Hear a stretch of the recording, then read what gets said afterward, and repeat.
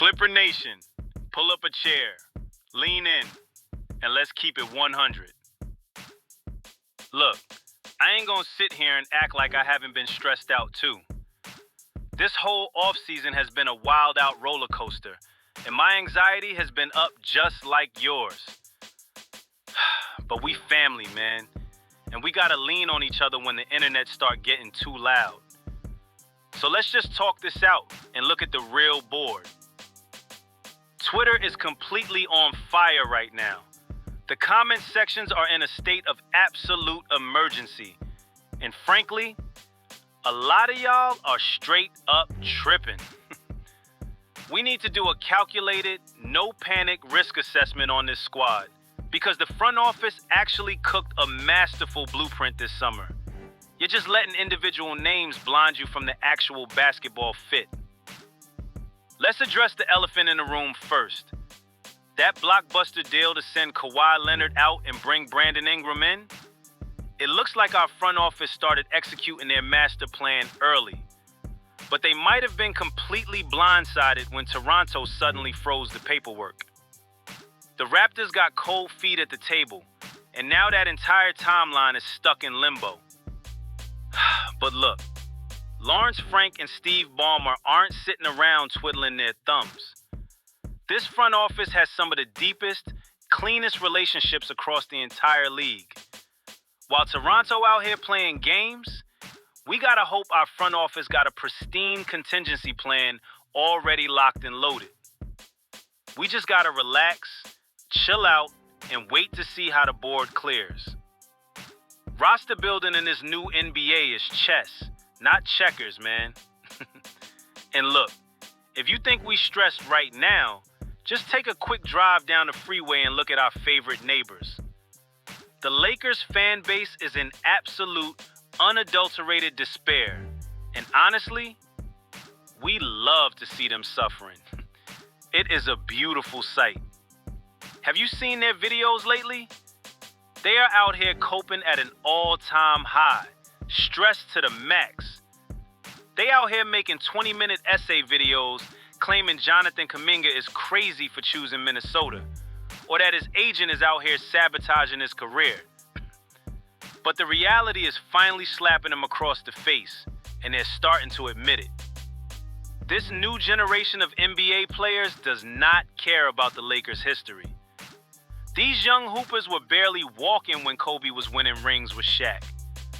To these kids, the Lakers are just an old, dramatic, reality TV franchise living off past glory. Nobody wants to go save them anymore. They are trapped in their own little bubble, and watching them melt down week after week is pure entertainment. Don't let them off the hook for a second. Their era of dominance is officially dead and buried. In fact, they want our guys so bad, they were literally floating Derrick Jones Jr.'s name around again today since Kuminga rejected them.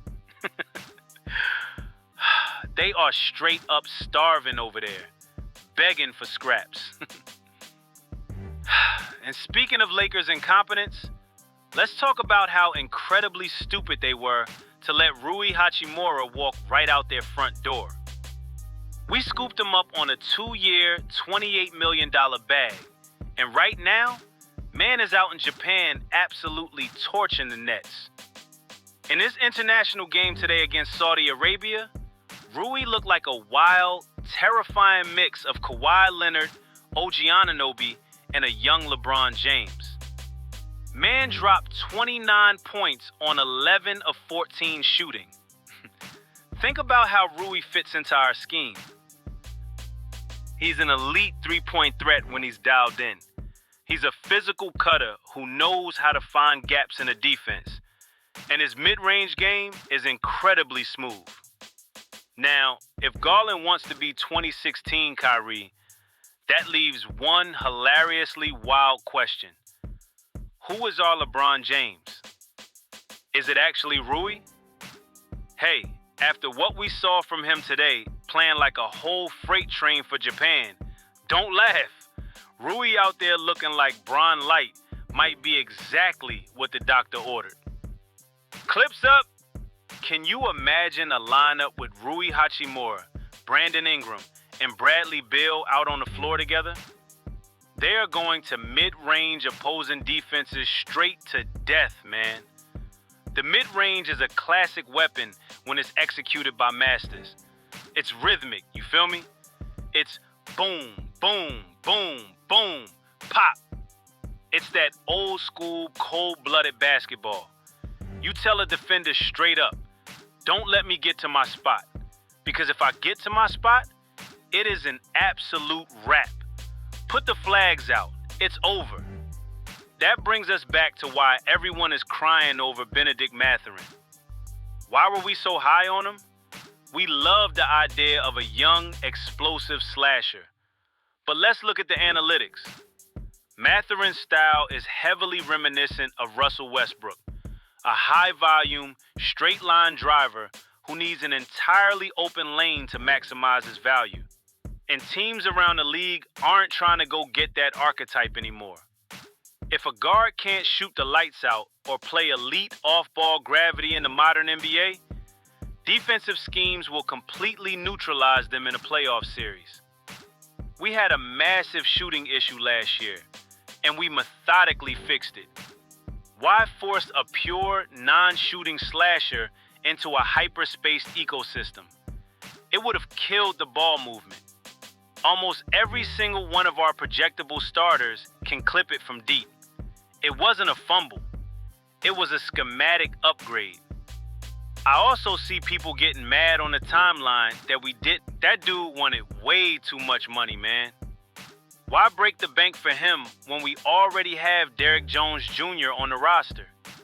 DJJ can do everything Watson does and then some.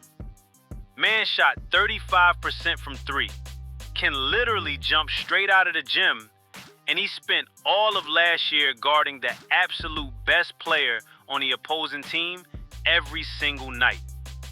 Now, we did take a tough blow with Jordan Miller tearing his rotator cuff and hitting the shelf for 6 months. He was supposed to give us that versatile secondary scoring off the bench. So who steps into that style? Frankly, Bradley Beal can slide right into those responsibilities. Let's talk about Beal's tactical strengths, because people are sleeping on his upside. Beal isn't just a spot-up shooter. He is a sophisticated offensive engine.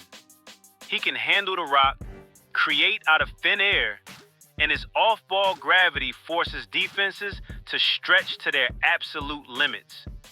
When the primary action breaks down, Beal has the veteran poise to attack a closing defender and make the right play.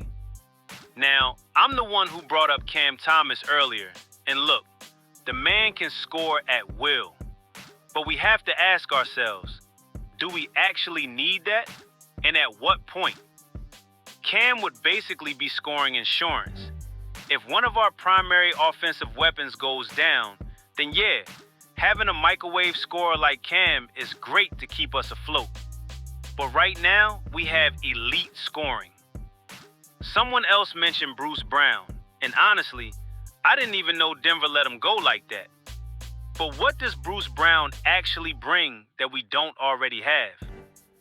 We went out and signed Max Strus, a proven floor spacer who commands massive gravity on the perimeter. Strus can easily absorb those vacant Jordan Miller minutes and give us elite, dead-eye shooting from the jump. So where does that leave Kobe Sanders? He's in his second year now, and it's time to figure out his real role. Let's stop calling him a high IQ veteran when he's only a sophomore. But remind yourselves that Kobe Sanders is going to be weaponized like our Nic Batum, just a whole lot younger. He is a fluid guard-forward hybrid who can enter the game, play pristine positional defense, move the ball instantly, and make smart plays. And as for Keaton, we are not relying on a rookie to save our season anyway. Let's look at the macro checklist of what this front office actually accomplished. We had a shooting issue, fixed it. We had a rebounding issue, fixed it with high motor length. We had an interior size issue. Fixed it. We had a point guard issue. Fixed it. Darius Garland is 100% healthy, and he just stated in an interview that he wants to play the 2016 Kyrie Irving role under Ty Lue. That means an absolute green light to be a 3-level scoring assassin off the bounce, while letting guys like Beal or Chris Dunn handle the initiation so Garland can destroy teams off the catch. Ty Lue won a ring maximizing that exact guard template. And stop listening to the casual comments saying our new big man Jamarian Sharp is just another Taco Fall. Taco was heavy and slow. Sharp is the reigning G League Defensive Player of the Year because he has light feet, elite lateral mobility, and a recovery speed to contest a three-pointer on the perimeter and still sprint back to protect the rim. He's a legitimate defensive weapon. And for the critics saying Keaton is too slow, look at elite, highly successful, slow-footed shooters like Duncan Robinson or Kevin Huerter. It's about basketball IQ, screen utilization, and rapid release time. We weren't a lottery team that drafted Keaton out of desperation. We just lucked out with our draft assets. To protect Garland on the defensive end, Ty Lue has the exact length required.